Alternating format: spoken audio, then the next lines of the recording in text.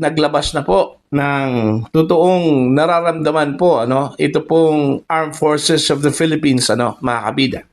Okay? Sa gitna po ng panawagan po ng taong bayan, na makilahok na po ito pong mga kasundaluhan po natin. Okay? Gusto ko nilang mag-intervene na po ito, dito ho sa napakalaking iskandalo po, mga kabida, sa kasaysayan po ng Pilipinas, ito hong corruption, okay, sa flood control projects, mga kabida, po. Okay? Matagal na pong hinihimok po ng taong bayan ito hong mga sundalo, na mag-intervene, okay, dito ho sa sitwasyon po natin sa ating bansa, mga kabida. Subalit para pong wala hong naririnig ito hong mga kasundaluhan po natin, mga kabida, sa pamumuno ng kanila hong Chief of Staff, na si General Romeo Bronner. Pero kahapon po, naglabas na po ng official statement ito hong Armed Forces of the Philippines sa pamamagitan po ni General Bronner, mga kabida. Ang sabi po nila, nakisimpatya, nakiisa po sila, mga kabida, nagagalit din sila, dito ho sa nangyaring malawakang korupsyon sa ating bansa, mga kabida. Pero subalit, nananatili pa rin silang loyal sa ating saligang batas. Eto, babasahin ko lang po ito pong article ng Ang Balita Ngayon, AFP Chief Bronner. Kasama kami ng bayan sa galit laban sa korupsyon. Ayan.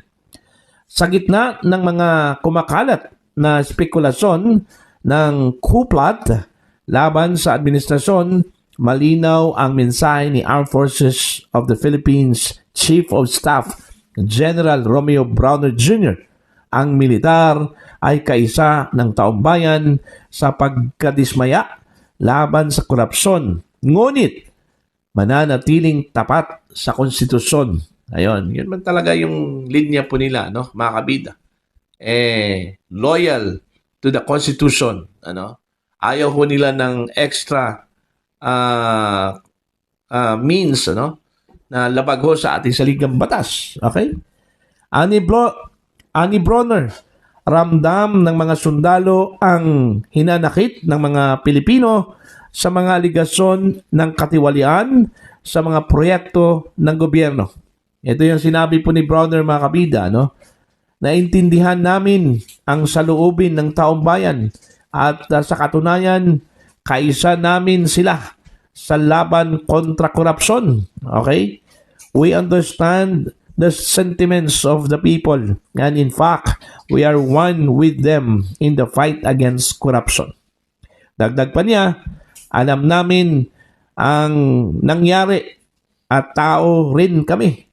Nagagalit kami at galit kami sa mga nangyayari sa ating bansa. Gayunman, iginiit ng AFP Chief na nananatiling disiplinado, profesional at matatag ang hanay ng militar. Sa huli, pinaalalahanan niya ang pamahalaan na ang galit ng bayan at ng militar ay totoo. The Armed Forces of the Philippines remain loyal to the Constitution, to the chain of command, and to the Filipino people. But we also know, and the government should know, that the anger is real. Ito lang hindi ko lang ito gets, mga kabida, at hindi ko po makuha po yung logic. Ang sabi po ng militar, they are loyal to the Constitution. They are loyal to the chain of command. They are loyal to the people. Ito pa lang, panawagan po ng taong bayan, hinaing po ng taong bayan na kumilos na po ang mga kasundaluhan. And yet, ang parati po nilang sinasabi po, mga kabida, we remain loyal to the Constitution and we remain loyal to the chain of command. Paano ho yung sinabi po nila they are loyal to the Filipino people? Diba? Ako, parang nasa gitna itong mga kasundaluhan po natin, kung saan po sila kumilos. Kasi kung papanig ho sila sa kagustuhan po ng taong bayan, mga kabida, malalabag po nila, yung kanilang code of honor, ito hong kanilang sinumpaan tungkulin, na loyal po sila sa ating saligang batas. Susundin po nila, ang saligang batas, mga kabida, at maging ito hong chain of command. Pag sinasabi hong chain of command, okay, sinusunod po nila kung ano po yung utos, mga kabida, ng nakakataas po sa kanila. Okay, mga kabida. Kagaya na lang po kung ano po yung utos ng Pangulo. Susundin po ng mga kasundaluhan kasi ang Pangulo po, mga kabida, yung kanilang commander-in-chief, yun yung chain of command, po. Okay? Pero medyo contrasting lang masyado, doon po sa kanilang sinabi na sila ay sumusunod sa utos po ng taong bayan, mga kabida. They are loyal to the people. Alright? So yun lang yung medyo conflicting masyado, po, mga kabida.